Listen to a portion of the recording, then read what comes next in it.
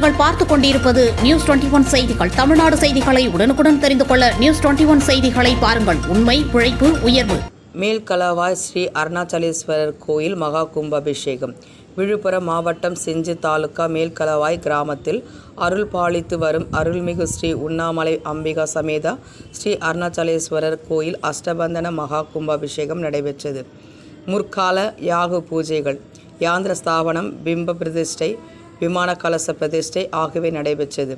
இரண்டாம் கால யாக பூஜை, வேத திருமுறை பாராயணம், மகா தீபாராதனை ஆகியவை நடைபெற்றது.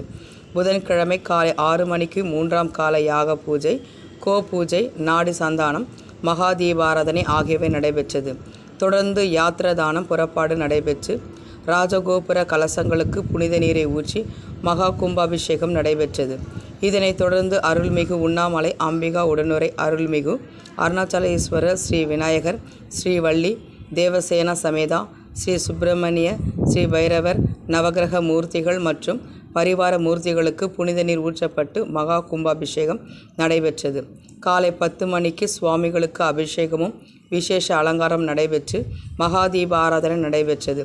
விழாவில் ஏராளமான பக்தர்கள் கலந்து கொண்டு வழிபாடு செய்தனர். பக்தர்களுக்கு அன்னதானம் வழங்கப்பட்டது. விழா ஏற்பாடுகளை மேல்களவாய் கிராம பொதுமக்கள் செய்திருந்தனர். நியூஸ் 21 செய்திகளுக்காக ஒளிப்பதிவாளர் ராஜாமணியுடன் செய்தியாளர் அருண் பிரகாஷ்.